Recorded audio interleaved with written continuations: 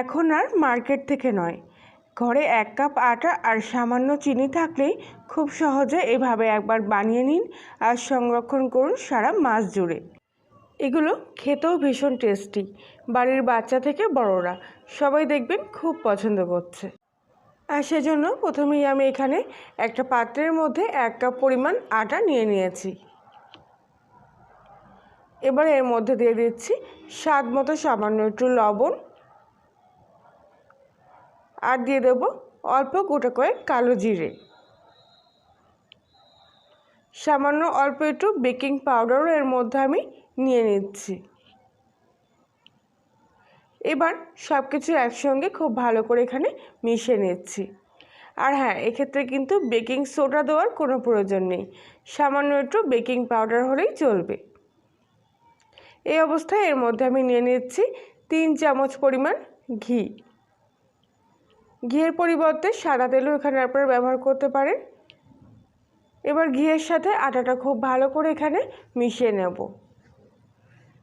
আর আমি এখানে আটা দিয়ে করছি, তো আপনারা চাইলে আটার পরিবর্তে ময়দা দিয়েও করতে পারেন এগুলো। তবে আটা দিয়ে করছি বলে ঘিয়ের পরিমাণটা কিন্তু কমই লাগলো। ময়দার মধ্যে একটা চিট ভাব থাকে, তাই খাস্তা করার জন্য বেশি করে ঘি দিতে হয়। আটা দিয়ে করলে পরে সামান্য ঘিতেই কিন্তু হয়ে যায়। ঘিয়ের সাথে আটাটা ভালো করে মিশে গেলে এমনিতেই দেখবেন কিছুক্ষণের মধ্যে আটাটা হাতের মুঠোর মধ্যে আনলে এরকম এক জায়গায় হয়ে আসছে। তো এই অবস্থায় এবার আমি সামান্য সামান্য জল দিয়ে আটাটা আস্তে আস্তে মেখে নেব। এখানে আমি নর্মাল টেম্পারেচারের জল দিয়েই আটাটা মাখছি। এভাবে অল্প অল্প করে জল দিয়ে মাখলে আটাটা কিন্তু একেবারে নরম হয়ে যাওয়ার সম্ভাবনা থাকে না। সাধারণত এমনি যেভাবে আমরা রুটি কিংবা পরোটা করার জন্য আটা মেখে থাকি সেইভাবেই মাখতে হবে, তার চাইতে একটু শক্ত হবে। সেজন্যে এইভাবে অল্প অল্প করে জল দিচ্ছি আর ভালো করে হাতের মধ্যে নিয়ে চেপে চেপে এটাকে এক জায়গায় করে নেওয়ার চেষ্টা করছি। আটার এই শুকনো মিষ্টিগুলো বানিয়ে নেওয়া খুব সহজ, শুধু ছোটোখাটো 2-1টা টিপস ফলো করলেই কিন্তু একদম পারফেক্টভাবে আপনারা বাড়িতে এইভাবে বানিয়ে নিতে পারবেন। দোকান থেকে আর বেশি দাম দিয়ে কিনতে হবে না। আটাটা প্রথম অবস্থায় এরকম একটু শক্ত করে মেখে নিয়েছি। এবারে এই পর্যায়ে আমি এর মধ্যে দিয়ে দেবো আবারও 1 চামচ পরিমাণ ঘি। মানে বুঝতে পারছেন, জল দিয়ে কিন্তু শক্ত করে মাখতে হবে, তারপরে আবার একটু শেষের দিকে ঘি দিয়ে ভালো করে আরেকবার মেখে নিলেই আটার যে গাটা নরম হয়ে যাবে, শক্ত ভাব কিন্তু আর থাকবে না। তো এবারে এই আটার ডোটাকে আমি এরকম করে ভালো করে মেখে নিয়ে এক জায়গায় করে নিচ্ছি। আর তারপর এটাকে কিছুক্ষণের জন্য ঢাকা দিয়ে রেস্টে রেখে দেব। আর অবশ্যই কিন্তু এই কাজটা করতে হবে, নইলে পরে ভিতরটা কিন্তু ফাঁপা মতো হবে না। এরকম ভারী একটা কিছু দিয়ে কিছুক্ষণের জন্য ঢাকা দিয়ে রাখতে হবে। আর ততক্ষণে আমি একটা অন্য কড়াইয়ের মধ্যে যে কাপ পরিমাণ আটা নিয়েছিলাম সেই কাপেরই অর্ধেক কাপ পরিমাণ চিনি আর হাফ কাপ পরিমাণ মতো জল এর মধ্যে নিয়ে নিলাম। এখানে আমি আগে থেকে চিনি শিরাটা তৈরি করে রাখছি, এতে কাজটা এগিয়ে থাকবে। চিনির সাথে জলটা কিছুক্ষণের মধ্যেই খুব ভালোভাবে মিশে গিয়ে এইভাবে ফুটে উঠলে এর মধ্যে কিছুটা এলাচের গুঁড়ো দিয়ে দিচ্ছি। এতে আটার যে গন্ধটা সেটা আর থাকবে না, মিষ্টিগুলো খেতেও খুব ভালো লাগবে।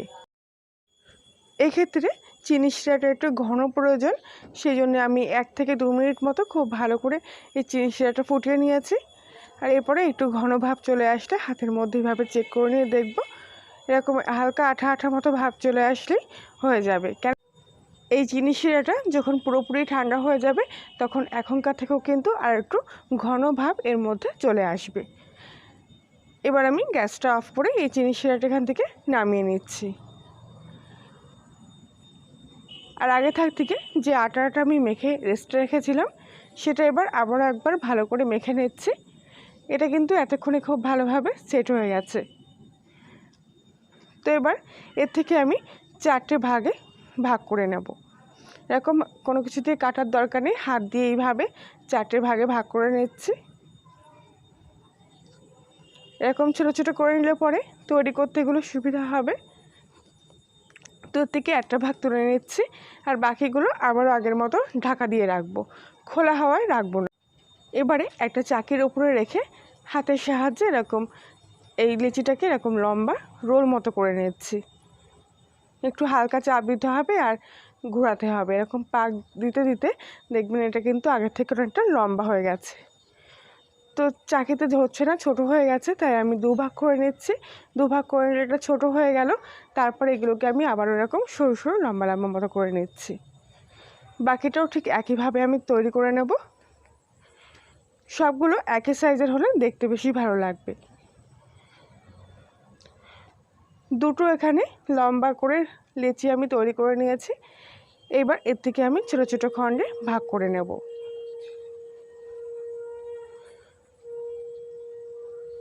সবগুলো ভাগ এইভাবে কাটা হয়ে গেলে এবার আরেকবার এগুলো কিন্তু হাতের মধ্যে নিয়ে এইভাবে এরকম চেপে একটু ঘুরিয়ে দিতে হবে। এরকম পাকিয়ে নিলে পরে এগুলো কিন্তু দুই মুখে সমান হয়ে যাবে। এইভাবে বানালে পরে কোনো ঝুট ঝামেলা ছাড়াই কিন্তু একসঙ্গে আপনারা অনেকগুলো তৈরি করে ফেলতে পারবেন। তো বাকিগুলো একইভাবে আমি এখানে তৈরি করে নিয়েছি। আর এইবারে কড়াইতে কিছুটা সাদা তেল নিয়ে নিয়েছি। তেলটা মোটামুটি হালকা একটু গরম থাকবে। এই পর্যায়ে গ্যাসের ফ্লেমটা একদম সিম আঁচে রেখে এক এক করে এগুলো আমি কড়াইয়ের তেলের মধ্যে নিয়ে নিচ্ছি। তেলের মধ্যে এরকম হালকা বুজবুজি থাকবে, এরকম অবস্থায় কিন্তু এগুলো তেলের মধ্যে দিতে হবে। কিছুক্ষণের মধ্যে দেখবেন এগুলো কিন্তু আস্তে আস্তে ফুলে ডবল হয়ে গেছে। তো এই সময় এগুলো খুবই নরম থাকে, তাই কোনো কিছু দিয়ে নাড়াচাড়া করার দরকার নেই। শুধু কড়াইয়ের তেলটা একটু এইভাবে একটু ঘুরিয়ে নিতে হবে। তারপর একটা পিঠ পুরোপুরি লাল হয়ে গেলে, একটু শক্ত ভাব চলে আসলে এগুলোকে উল্টে পাল্টে সেই সময় আপনারা ভেজে নিতে পারবেন। এগুলো কিন্তু গাটা অনেকটা একটু ফাটা ফাটার মতো হয়েছে, যার জন্য এগুলোর মধ্যে খাস্তা ভাবটা অতটা বেশি আসে। আর দেখতেও দেখুন কত সুন্দর হয়েছে। তো পুরোপুরি লাল করে ভাজা হয়ে গেলে এগুলো আমি এক এক করে তেল থেকে ছেঁকে নিয়ে তুলে নেব। আর বাকি আর যে কটা রয়েছে সেগুলোও আমি ঠিক একইভাবে এখানে ভেজে নিচ্ছি। আশা করছি আজকের রেসিপিটি সম্পূর্ণ দেখার পর আপনাদের ভালো লেগে থাকবে। ভালো লাগলে প্লিজ লাইক শেয়ার কমেন্ট করে জানাবেন। তো সবগুলো ভেজে নেওয়ার পর এবার কিছুক্ষণ ঠান্ডা হতে দেব।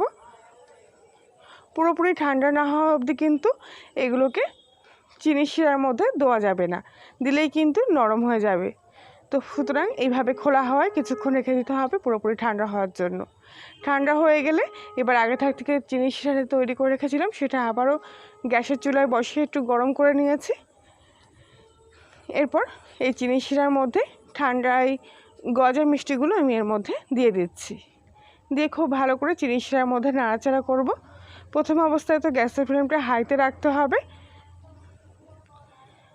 তারপর আস্তে আস্তে চিনি শিরাটা খুব ভালোভাবে এর সাথে মিশে গিয়ে এরকম শুকিয়ে আসবে, সেই সময় গ্যাসের ফ্লেমটা আবারও একদম সিম আঁচে করে দিতে হবে। এইভাবে ভালো করে নাড়াচাড়া করতে করতে কিছুক্ষণের মধ্যে দেখবেন চিনি শিরাটা পুরোপুরি শুকিয়ে এসছে। আর এইভাবে যখন শুকিয়ে আসবে তখন গ্যাসটা পুরোপুরি অফ করে দেবেন আর নাড়াচাড়া করতে থাকতে হবে, নইলে কিন্তু এগুলো এক জায়গায় জমাট বেঁধে থাকবে। পরবর্তীকালে ছাড়াতে গেলে কিন্তু এর গা থেকে চিনির যে সাদা ভাবটা সেটাই উঠে আসবে। তো এবার এগুলোকে আমি কড়াই থেকে নামিয়ে নিলাম আর পুরোপুরি ঠান্ডা হলে অন্য একটা প্লেটের মধ্যে এইভাবে ঢেলে নিচ্ছি। দেখুন কত সুন্দর দেখতে হয়েছে। বাজার থেকে কত না দাম দিয়ে এগুলো কিনে থাকেন আপনারা। তো বাড়িতে সামান্য উপকরণে একেবারে কম খরচে কিন্তু এগুলো তৈরি হয়ে যাবে। রোজকার মতো আবারও বলছি, আপনি যদি কলিনের রান্নাঘরে নতুন সদস্য হয়ে থাকেন তাহলে প্লিজ একটু সাবস্ক্রাইব করে দেবেন আর পাশের বেল আইকনটি প্রেস করবেন নতুন কোনো ভিডিওর আপডেট পাওয়ার জন্য। তাহলে বন্ধুরা আজকের মতো এই পর্যন্তই, সবাই ভালো থাকবেন।